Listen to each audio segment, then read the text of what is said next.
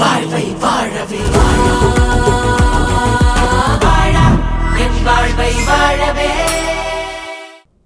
Mexico, மத்திய America மற்றும் தென் அமெரிக்காவின் சில பகுதிகளில் பறக்கும் அமெரிக்க விமான நிறுவனங்களுக்கு அமெரிக்க மத்திய விமான போக்குவரத்து ஆணையம் அவசர பாதுகாப்பு எச்சரிக்கையை விடுத்துள்ளது.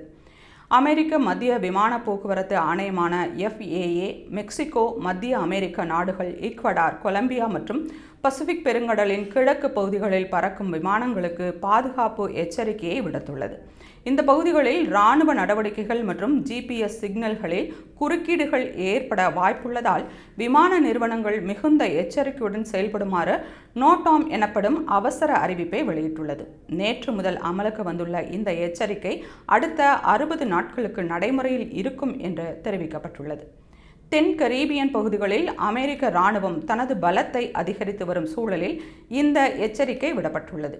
குறிப்பாக வெனிசுலா அதிபர் நிக்கோலஸ் மதுரோ பிடிபட்டதை தொடர்ந்து அந்த பகுதியில் அமெரிக்காவுக்கும் பிற நாடுகளுக்கும் இடையே போர் பதற்றம் அதிகரித்துள்ளது. மேலும் மெக்சிகோவில் உள்ள போதைப்பொருள் கடத்தல் கும்பல்களை ஒடுக்க அமெரிக்க வான்வழி தாக்குதல்களை நடத்தக்கூடும் என்று அதிபர் டொனால்ட் ட்ரம்ப் அண்மையில் தெரிவித்திருந்ததும், கொலம்பியா எல்லையில் இராணுவ நகர்வுகள் இருப்பதும் இந்த எச்சரிக்கைக்கு முக்கிய காரணமாக கூறப்படுகிறது.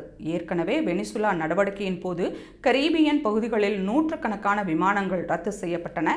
இப்போது விடுக்கப்பட்டுள்ள புதிய எச்சரிக்கையால் மெக்சிகோ மற்றும் பசிபிக் பெருங்கடல் வழியாக செல்லும் சர்வதேச விமான போக்குவரத்து மேலும் பாதிக்கப்படலாம் என்று அஞ்சப்படுகிறது.